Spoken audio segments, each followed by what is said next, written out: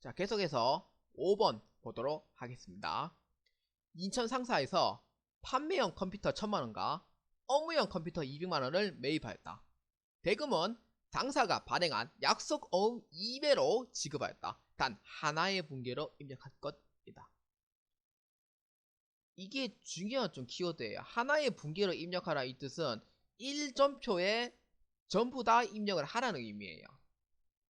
근데 이 거래로 봤을 때는 이전표가 나올 확률이 이전표로 하는 게는 충분해요. 왜냐면은 첫 번째는 판매용 컴퓨터에 대한 전표 하나하고, 그 다음에 두 번째는 이제 그 영업용으로 쓸 이제 컴퓨터 전표를 이제 입력하기에는 충분한 요건이 됩니다. 그래서 이거를 이전표로 만드는 게 아니고 전부 다 이 거래를 1전표, 그러니까 즉 하나의 분계로 모두 입력하라는 의미예요. 그래서 이렇게 나온 문제는 무조건 그 전표를 한 개로 다 입력을 해줘야 됩니다. 자, 한번 천천히 보겠습니다. 사실 전사맥의 2급에서는 이렇게 이제 뭐 세 줄 정도 되는 문제는 잘 안 나옵니다. 근데 거의 한 줄 아니면 두 줄 위주로 나와요. 근데 세 줄 이상 나오는 문제는 거의 없어요. 근데 이번 회차는 좀 이제 문제가 좀 길게 나온 겁니다. 회차는 좀 공개 문제가 좀 길게 나온 편이에요. 자, 인천 상사에서 판매용 컴퓨터 1000만원과 업무용 컴퓨터 200만원이 이렇게 있습니다. 판매용 컴퓨터는 매입을 했대요. 매입. 그러니까 사는 거죠.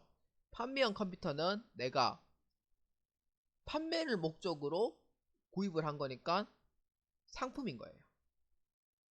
그 다음에 업무용 컴퓨터는 내가 회사에서 영업 목적으로 영업 목적이라든지 업무용 목적으로 사용하기 때문에 이거는 유형자산이 비품으로 해서 회계 처리해야 됩니다.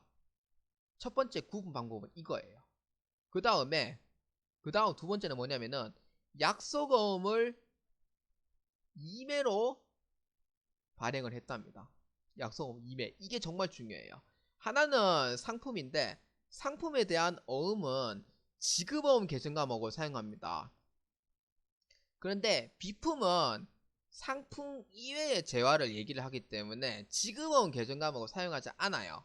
그래서 이거는 미지급금을 해가지고 통합하여 이제 회계 처리합니다. 이게 주의할 점이에요. 그러니까 상품에 대한 부분은 지급어음 계정 과목 사용하고요. 비품에 대한 계정 과목은 어음이라도 미지급금 계정 과목을 사용합니다.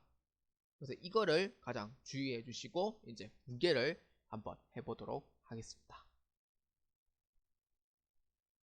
자, 일반 전표의 입력에서 11월 5일입니다. 자, 차변에 판매형 컴퓨터 1000만원을 매입했대요. 그래서 상품입니다. 얼마? 1000만원. 그 다음에 이제 영업용 컴퓨터 2대를 구입한 거예요. 200만원. 그 다음에 약속금 2매로 지급을 했대요. 그래서 상품에 대한 약속금은 지급어음으로 해서 회계 처리합니다. 그 다음 나머지는 이제 비품에 대한 어음을 준 거기 때문에 지급어음이 아닌 미지급금으로 통합한다고 했었어요. 그래서 200만원만큼 회계 처리합니다. 그래서 전표를 하나로 해서 회계 처리를 해주셔야 합니다. 두 개로 해주면 안 돼요. 이거는. 자, 6번 11월 10일입니다. 급여 지급 시 공제한 소득세 및 국민연금 25만원과 회사 부담분 국민연금 15만원을 보통예금에서 지급하다입니다. 회사 부담분은 국민연금, 세원가 공가로 회계 처리한다 입니다. 자, 6번에 대한 문제는 이제 그 급여에 대한 문제인데, 급여에서 이제 저희가 이제 급여를 주면은 4대 보험이 있고요. 그 다음에 소득세 등 이렇게 해가지고 예수를 하는 경우가 있습니다. 그러니까 즉 대납을 해준 경우가 있어요. 그래서 이거에 대한 문제입니다. 자, 여기서 가장 중요한 것을 참고해 주셨으면 좋겠습니다. 4대 보험이 있는데 4대 보험에서 국민연금, 그 다음에 건강보험, 그 다음에 고용보험, 그 다음에 산업재해보험, 이렇게 네 가지가 있습니다. 자, 이 국민연금, 건강보험, 고용보험, 산업재해보험은 이제 근로자들이 들어가는 4대 보험이라고 보시면 되고요. 이 4대 보험을 납부를 했을 때 이제 그 본인과 회사 부담분 두 개로 나누어집니다. 대부분 50대 50인데 이거는 본인 부담분 없이 회사 부담분만 이제 회계 처리를 하게 돼 있어요. 자, 국민연금, 건강보험, 고용보험에 대한 본인 부담금은 예수금 계정 과목으로 해서 이제 회계 처리를 합니다. 근데 회사 부담부는 달라요. 회사 부담부는 이제 근로자의 4대 보험을 회사에서 그 납부를 그 반반씩 부담하게 돼 있어요. 그래서 국민연금은 이제 뭘로 해야 되냐면 세운가 공과금 계정 과목으로 회계 처리합니다. 그 다음에 건강보험은 이제 복리후생비 계정 과목으로 회계 처리를 해요. 회사 부담부는. 그 다음에 고용보험은 보험료 계정 과목 회계 처리하고요. 산재도 역시 보험료 계정 과목으로 해서 회계 처리를 하도록 되어 있습니다. 그래서 이 4대 보험에 대한 회계 처리 방법이 본인 부담부는 전부 다 예수금 계정 과목으로 하게 돼 있고요. 회사에서는 이제 비용 계정 과목으로 해서 회계 처리를 하도록 돼 있어요. 그래서 국민연금은 세금과 공과금 계정 과목이고요.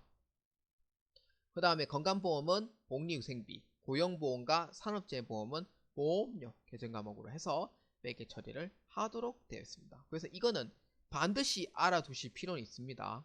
이게 처음에 헷갈려요. 그래서 반드시 알아두시길 바랍니다.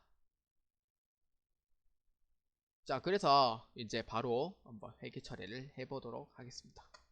자, 차변에 이거는 지금 급여 공제시 이제 이 맡겨놓은 거를 이제 회사가 대신 납부를 해주는 경우예요. 그래서 대납을 해준 경우이기 때문에 그 대납을 해주는 이제 분계를 하는 절차라고 생각하시면 됩니다. 자, 국민연금 25만원과 회사부담분 국민연금 15만원을 보통형 계좌에서 이체했다입니다. 근데 본인 부담분은 아까 얘기했듯이 예수금으로 해서 회계 처리를 하도록 돼 있어요. 그래서 예수금으로 회계 처리합니다. 그 다음에 회사 부담분은 아까 얘기했듯이 그 세금과 오가금 해가지고 회계 처리를 하라고 했어요. 나머지 이제 보통 예금으로 해서 회계 처리합니다. 자, 7번 12월 20일입니다. 신한 상사에서 할부로 구입하고 미지급금으로 처리했던 차량 할부금 중 50만원은 현금으로 지급하다입니다. 자, 이거는 이제 흐름도가 어떻게 되냐면은 이제 차를 구입을 했을 때 그 할부로 구입을 한 거예요. 뭐 대체로 60개월 정도 할부를 합니다. 그래서 차변에 차량 운반구로 해서 회계 처리하고요. 대변에 할부로 있는 경우에는 내가 돈을 준 게 아니에요. 그래서 미지급금 계정 과목으로 회계 처리합니다. 그래서 이거를 이제 할부로 해가지고 이제 지급을 하는 문제예요. 그러니까 차 구입 할부를 이제 차 구입을 했을 때 할부를 했는 걸 이제 매달이 날짜가 되면은 이제 할부를 통해서 지급을 하는 이제 그런 흐름도다 이렇게 보시면 돼요. 그래서 대변에 있던 미지급금이 차변으로 해서 회계 처리합니다. 50만원. 뭘로? 대변에 현금으로 지급을 했다고 해요. 그래서 대변에 현금 50만원으로 해서 회계 처리합니다. 그래서 차를 구입할 때 할부로 구입한 거를 대변에 미지급금 놓았다가 이제 점점 할부가 이제 될수록 이제 날짜가 될수록 자동 이체가 돼요. 그래서 차변에 미지급금, 그래서 대변에 현금으로 해서 회계 처리합니다.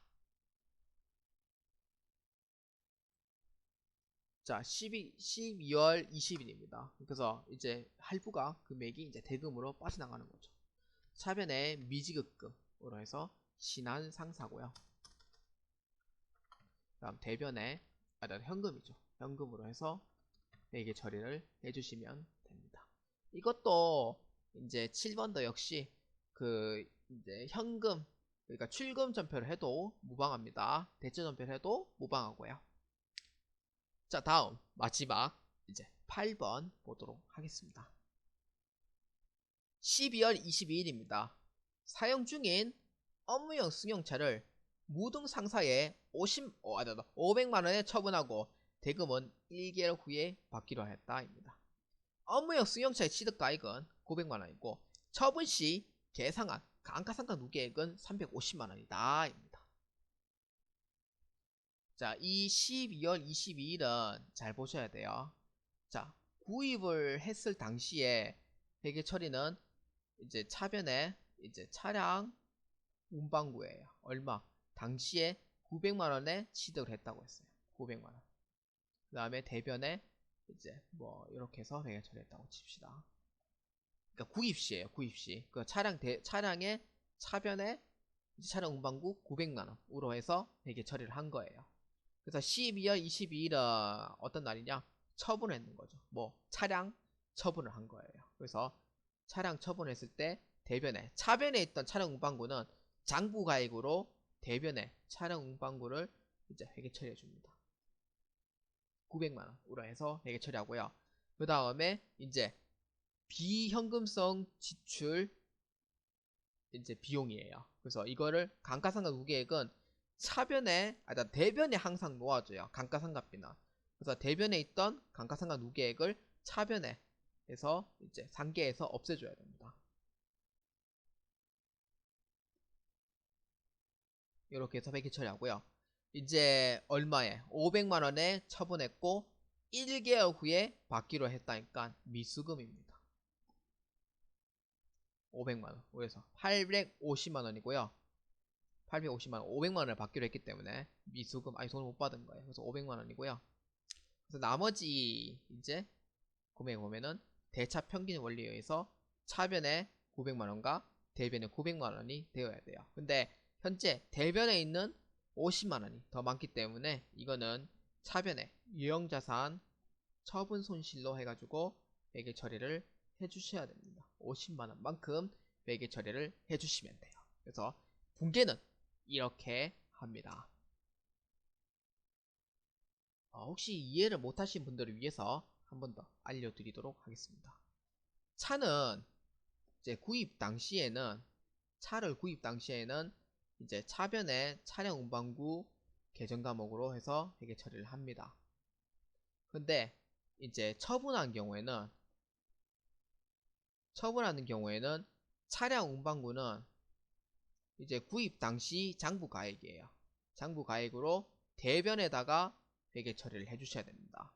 그 다음에 그에 따라오는 이제 시간이 지날수록 가치가 떨어지는 감가상각 누계액은 대변에 이제 있어요. 항상 기말에.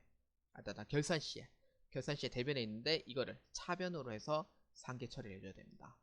차변. 그 다음에 이제 대금 수령 금액은 무조건 차변이에요. 돈을 받든 안 받든 무조건 차변입니다. 그 다음에 마지막은 이제 어디 쪽에 돈이 많이 있냐 그에 따라서 이제 대차 평균의 원리에 의해서 금액을 맞춰주기만 하면 돼요. 그래서 유형자산 처분 손익으로 해서 이제 회계 처리를 해주시면 됩니다. 그래서 이거는 회계 처리하는 이 순서의 과정입니다. 처분할 때는 순서의 과정입니다. 이렇게 해서 보시면은 좀 이해가 좀 빠르실 거라고 저는 생각합니다. 그래서 첫 번째는 이제 차량 운반구의 장부가액으로 해서 대변에 회계 처리하고, 두 번째는 감가상각 누계액을 차변에 회계 처리하고, 그 다음에 세 번째는 대금 수령 금액을 차변으로 하고, 그 비로소 이제 마지막에 이제 유형자산 처분 손익으로 해서 회계 처리를 해주시면